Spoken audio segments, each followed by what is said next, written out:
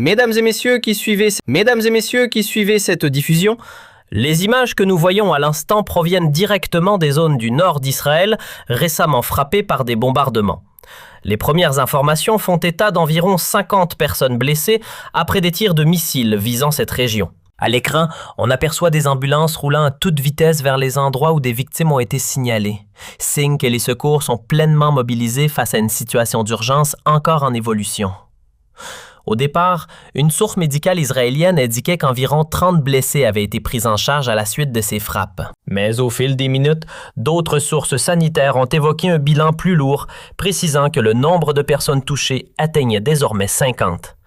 Les systèmes d'alerte ont été activés au cours de la dernière heure après la détection d'une infiltration de drones dans le ciel des régions de Nahariya et d'Acre, comme l'a rapporté la correspondante d'Adaté présente sur place. Israël brûle. C'est le titre phare circulant dans les médias internationaux au moment où les médias hébreux commencent à se demander où sont passées leurs défenses aériennes face au déluge de missiles iraniens s'abattant sur les têtes des sionistes. Malgré le blackout médiatique et la traque sécuritaire de toute personne documentant ou filmant les scènes de bombardement ou de destruction infligées par les missiles iraniens au territoire palestinien occupé, certains activistes et journalistes ont réussi à documenter ces scènes exclusives du bombardement d'installations sécuritaires, énergétiques, vitales et stratégiques à Tel Aviv et dans les villes de la Palestine occupée. Ce qui se passe aujourd'hui représente un changement radical dans les rapports de force. Le dôme de fer ou la fronde de David ne sont plus capables de masquer la vérité qui éclate dans le ciel des villes occupées. Les missiles lancés ne sont pas de simples armes, mais des messages politiques et militaires transfrontaliers qui ont brisé le mur du silence et l'interdiction sécuritaire que l'occupation tente d'imposer. Alors que la censure militaire israélienne tente de minimiser l'ampleur des pertes et d'empêcher les fuites d'images, la technologie moderne et le courage des individus sur le terrain ont brisé ce siège. Le monde entier voit désormais les flammes dévorer des sites vitaux et des aéroports militaires autrefois décrits comme fortifiés. Les cœurs s'emballent dans les abris, tandis que la colère gronde dans la rue israélienne contre les dirigeants militaires et politiques. La question qui résonne désormais dans les couloirs de la Knesset et dans les rues de Tel Aviv est « Comment ces drones et ces missiles ont-ils pu atteindre leur cible avec une telle précision ?» Et comment les systèmes de défense, dont la construction a coûté des milliards, ont-ils échoué à intercepter ce déluge de feu? La scène d'aujourd'hui dépasse le simple affrontement. C'est une démonstration de force qui prouve que les règles d'engagement ont changé à jamais. Les zones du Nord, de Nahariya à Acre jusqu'au cœur de la Galilée, sont désormais à la merci de drones qui ne se contentent plus de la reconnaissance, mais exécutent des frappes chirurgicales au cœur du système sécuritaire. D'un autre côté, on observe une jubilation dans les rues arabes et musulmanes qui voient en ces moments la restauration d'une dignité bafouée depuis des décennies. L'image de l'armée invincible s'est transformée en celle d'une armée cherchant désespérément un refuge pour ses colons. Le ciblage des installations énergétiques et vitales signifie la paralysie des artères qui alimentent cette entité, la plaçant face à un dilemme existentiel que ni le blackout ni la répression ne peuvent résoudre. À mesure que les informations filtrent, il devient clair que l'ampleur des destructions dans les bases aériennes et les centres stratégiques est bien plus importante que ce qui est officiellement annoncé. La terre qui était considérée comme sûre derrière les lignes est aujourd'hui devenue un champ de bataille ouvert. Nous sommes face à une scène historique écrite par la fumée et le feu, où le récit officiel israélien s'efface devant la réalité transmise par les smartphones des activistes. Le monde se demande, sommes-nous officiellement entrés dans l'ère de l'après-hégémonie aérienne israélienne?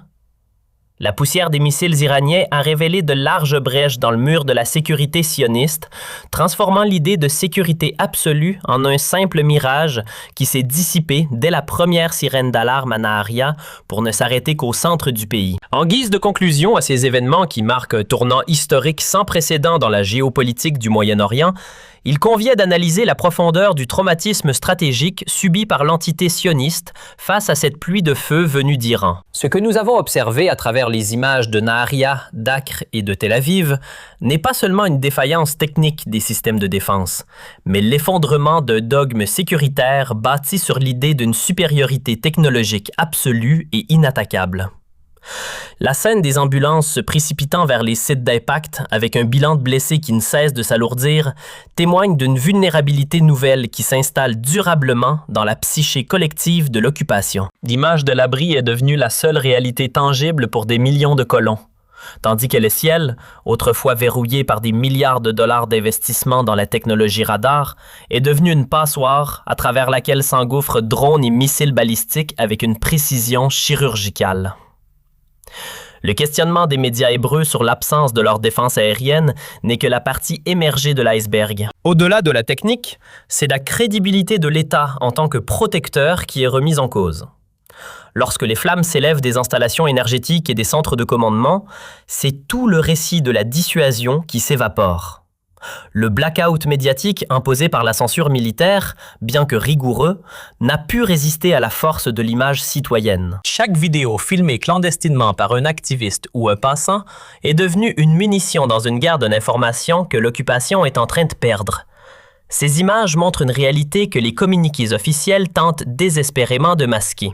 Des infrastructures vitales en cendres, des bases aériennes touchées en leur cœur et une population plongée dans une incertitude existentielle. Sur le plan international, le titre « Israël brûle » n'est pas une simple hyperbole journalistique. Il reflète une réalité physique et symbolique. La fin de l'invulnérabilité aérienne signifie que chaque mètre carré de la Palestine occupée est désormais à portée de main, transformant la profondeur stratégique en un champ de bataille permanent.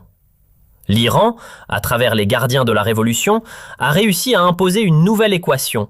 Le sang contre le sang et l'obscurité contre l'obscurité. Le ciblage des réseaux électriques et des stations de pompage n'est pas un hasard. C'est une stratégie de paralysie systémique, visant à rendre la vie quotidienne insupportable pour un occupant qui ne connaît plus le repos. Le monde arabe et islamique regarde ces scènes avec un mélange de stupeur et de fierté retrouvée. Pour beaucoup, c'est la fin d'une ère de soumission aux menaces d'une armée qui se croyait au-dessus des lois de la physique et de la guerre. Les rues de Beyrouth à Bagdad et de Téhéran à Gaza voient dans ces explosions des lueurs d'espoir pour une libération future. Cette dynamique crée un isolement psychologique croissant pour l'entité sioniste, qui se retrouve seule face à ses échecs malgré les soutiens occidentaux. Les alliés de Tel Aviv constatent eux aussi que le bouclier est brisé et que la gestion de l'escalade n'est plus entre leurs mains. Enfin, il faut souligner que cette crise n'est pas passagère. Elle marque le début d'une phase où la guerre de l'ombre sort à la lumière. Les drones qui ont survolé Acre et Naharia ne sont que les précurseurs d'une technologie qui évolue plus vite que les systèmes d'interception. La défaite n'est pas seulement militaire, elle est morale. L'incapacité à protéger les citoyens, couplée à la poursuite sécuritaire de ceux qui disent la vérité, crée une fracture interne irréparable. Le futur s'annonce sombre pour une entité qui a fondé son existence sur la force brute et qui se retrouve aujourd'hui confrontée à une force supérieure capable de frapper au moment et à l'endroit de son choix.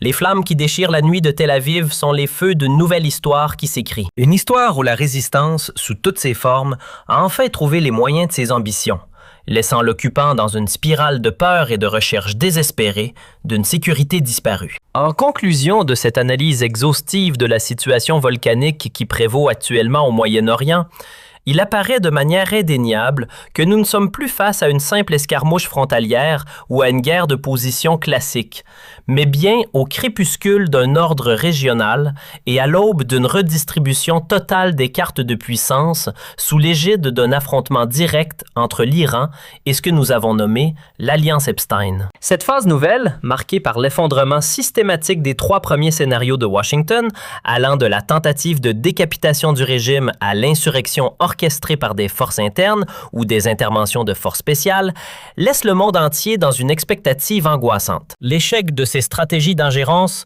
montre que la résilience structurelle de Téhéran, couplée à une profondeur stratégique immense, a transformé ce conflit en un bourbier infranchissable pour les forces coalisées.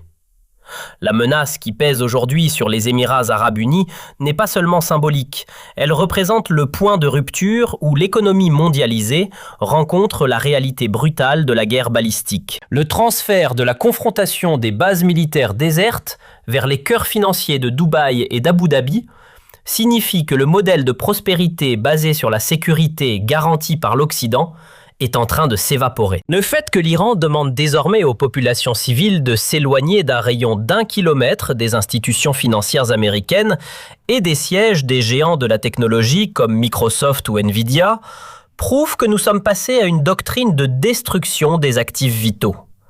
Cette stratégie de l'œil pour l'œil ne vise pas seulement à punir, mais à rendre le coût de la présence américaine et israélienne dans le Golfe insupportable pour les pays hôtes. Sur le plan énergétique, le spectre de 1973 hante à nouveau les marchés mondiaux, avec un baril de pétrole flirtant avec les $100 et des coûts de fret maritime qui atteignent des sommets prohibitifs, menaçant de paralyser l'économie globale et de précipiter une transition forcée vers le nucléaire ou d'autres alternatives pour les puissances importatrices. À ce stade, le dilemme de l'administration Trump est total. Persister dans une guerre qui consume les ressources et expose les alliés à une destruction certaine, ou accepter une sortie de crise qui ressemblerait à une capitulation diplomatique devant les conditions iraniennes. La réalité est que l'Iran, forte de son alliance tacite avec les blocs eurasiatiques et de sa capacité de production de missiles hypersoniques en flux tendu, semble prête pour une guerre d'usure de longue durée. L'isolement croissant de l'entité israélienne et la fragilité des monarchies du Golfe face à cette nouvelle donne suggèrent que la géographie est en train de reprendre ses droits sur la technologie. Si un cessez-le-feu immédiat n'est pas conclu, le scénario d'une conflagration totale, incluant la destruction des infrastructures vitales de la région, deviendra inévitable. Les prochaines heures seront donc déterminantes pour l'avenir des nations impliquées, car chaque seconde qui passe sans compromis rapproche la région d'un point de non-retour où le paysage politique et économique ne sera plus jamais le même. Il appartient désormais aux dirigeants de choisir entre une paix amère ou une dévastation totale qui ne laisserait derrière elle que des décombres financiers et un ordre mondial fracturé pour les décennies à venir. Le compte à rebours est lancé et le silence des radars n'est que le prélude à un changement de paradigme